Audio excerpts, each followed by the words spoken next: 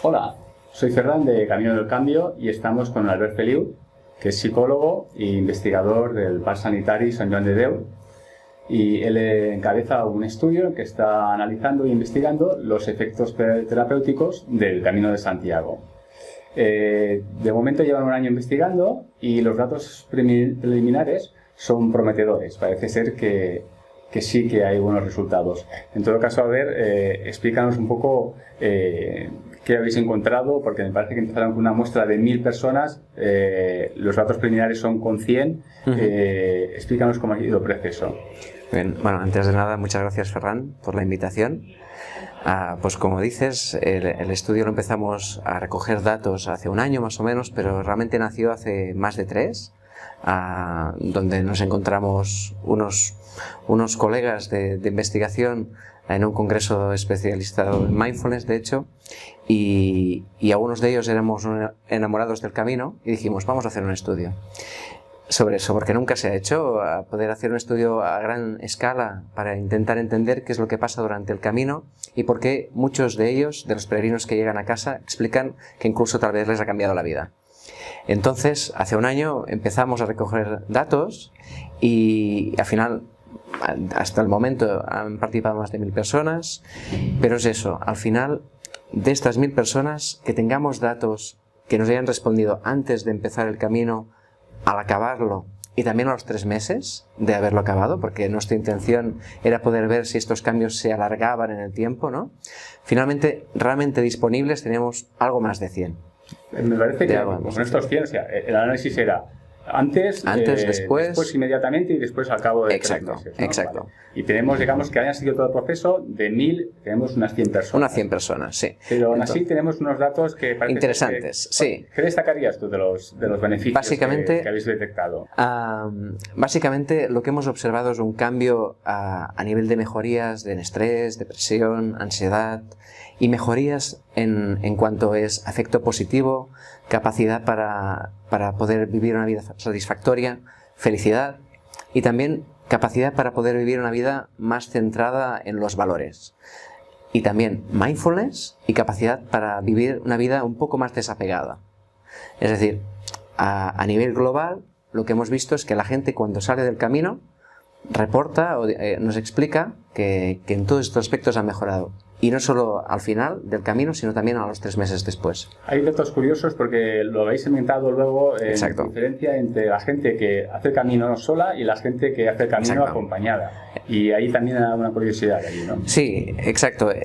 Claro, el objetivo principal del estudio, uno de ellos es ver si es más eficaz el camino que hacer vacaciones estándar, ¿vale? Eso por un lado. Pero luego también uno de los principales es ver por qué. ¿Por qué hay estos cambios en el camino? Y lo que hemos hecho es intentar segmentar o partir la muestra de participantes entre aquellos, por ejemplo, que, como dice Ferran, que lo hicieron solos o aquellos que lo hicieron acompañados. Entre aquellos que eran católicos o se decían que eran católicos o aquellos que eran ateos o agnósticos, para saber si de alguna forma esto puede influir en los beneficios observados tras el camino. Y según los resultados preliminares que tenemos, pues no hay un efecto claro de estas dos variables, es decir, de hacerlo solo acompañado o ser religioso o no. Es decir, ambos grupos, ambos, tanto los religiosos como los que no lo son, se benefician igual del camino, al menos en las variables que hemos mirado. Hay una pregunta que es muy interesante, que habéis hecho a todos los grupos, que es ¿qué grado o cuántas veces has tenido una sensación de conexión o de comunión con la naturaleza, con el mundo, durante el momento en que hacías el camino? Y creo que ha habido respuesta diferente, pero luego, digamos, los parámetros de felicidad o de bienestar de unos y otros, en función de si hayan tenido esas conexiones, eran diferentes. Explícanos un poquito, por favor. Exacto. La experiencia de unicidad o de comunión es una experiencia con la totalidad, es una experiencia que a menudo se reporta en algunas meditaciones. Entonces, quisimos averiguar o preguntar a los participantes, a los peregrinos, si tenían estas experiencias y luego ver si el tener o no tener estas experiencias influía en los beneficios. Y bien, hemos visto que aquellas personas que dicen tener más a menudo estas experiencias, en efecto, mejoran más, sobre todo en afecto positivo, en satisfacción con la vida y en algunos aspectos del mindfulness muy interesantes, como por ejemplo la capacidad para no juzgar. La capacidad para no juzgar los propios pensamientos y aceptar, por ejemplo, algunas peculiaridades o dificultades que cada uno podemos tener. De hecho, creo que seguís con el estudio, sí, que tenéis mucho interés y también aprovechamos la entrevista para explicarlo. Tenéis mucho interés de que haya gente que se apunte, gente que vaya a hacer el camino y que se apunte. Tenéis una página web que es Camino... Estudiocamino.org. Estudiocamino.org, que la gente se apunte y se participe, porque más allá de saber si beneficia o no, os preguntáis el por qué. ¿No? Exacto. ¿Sí? Y para preguntar el por qué necesitas mucha gente. Por lo que como decíamos, ¿no? Al final tienes que partir la muestra de participantes entre subgrupos. Y por ejemplo, antes le comentaba a Ferran, ¿no? Que estos resultados deben ser tomados de forma cautelosa, ¿no? Y como preliminares. En el sentido de que, por ejemplo, no sabemos si el camino funciona bien para todo el mundo. Y, por ejemplo, el hecho de tener un trastorno de salud mental, pues hace que te beneficies igual del camino, pues con los datos que tenemos aún no podemos responder a estas preguntas, porque tenemos poquitas personas que nos hayan dicho que tuvieran este problema. De tal forma que nos tenemos que esperar a al menos doblar o triplicar la muestra que tenemos para poder contestar preguntas tan específicas como esta. Entonces, esperamos que en un año o dos podamos tener los resultados ya definitivos y poder dar más información. ¿Puede haber alguna hipótesis ahora, digamos, de sentido común? Por ejemplo, el hecho de estar andando X días entre bosques, ¿no? Hemos sabido hablar de los famosos baños de bosque, en contacto con la naturaleza, alejado de la ciudad, de mundanar ruido. ¿Eso puede ser ya, digamos, ¿no? una primera hipótesis de trabajo? Sin duda. Uno de los aspectos probablemente terapéuticos del camino tiene que ver con el retirarse a un entorno natural. Eso por un lado. También puede haber otros aspectos que se parecen mucho a la meditación, que es, por ejemplo, es centrar la atención en el aquí y el ahora, ¿no? Por ejemplo, si te despistas, pues puedes hacer un traspié y hacerte daño, ¿no? Entonces, sí que el hacer durante tantas horas una actividad repetitiva y con atención también puede suponer ayudar a conseguir los cambios finalmente observados. Y otras variables, como por ejemplo, ¿qué hacer con el dolor que surge durante el camino? Al final, durante semanas, si uno anda el camino, pues está gestionando el dolor. El dolor físico. El dolor físico. El dolor físico. De los pies. Exacto. Y las ampollas y de... Eso mismo. Y en un contexto de sentido. Es decir, si continúas andando es porque quieres andar.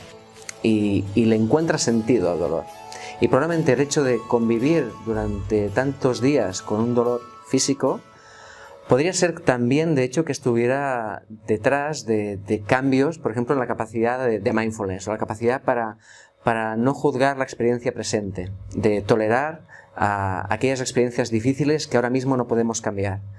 Y de hecho, así, los datos preliminares también así lo indican, de tal forma que se observaron, por ejemplo, cambios en una relación entre el cambio en algunas habilidades de mindfulness y la intensidad de dolor física sufrido durante el camino.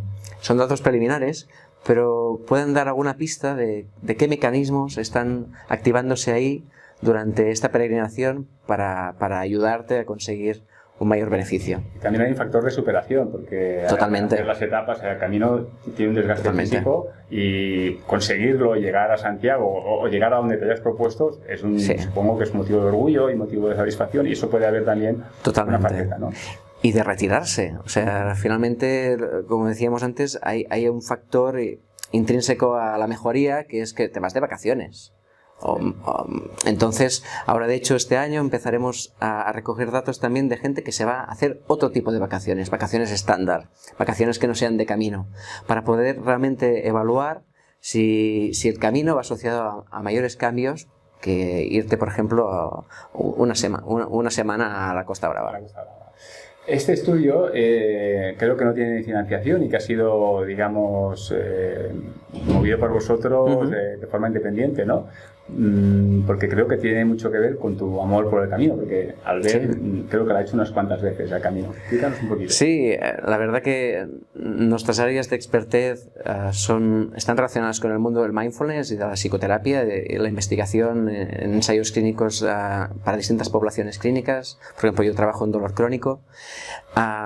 Pero sí que es verdad que ninguno de los proyectos en los que estábamos, pues no había financiación para poder hacer este estudio.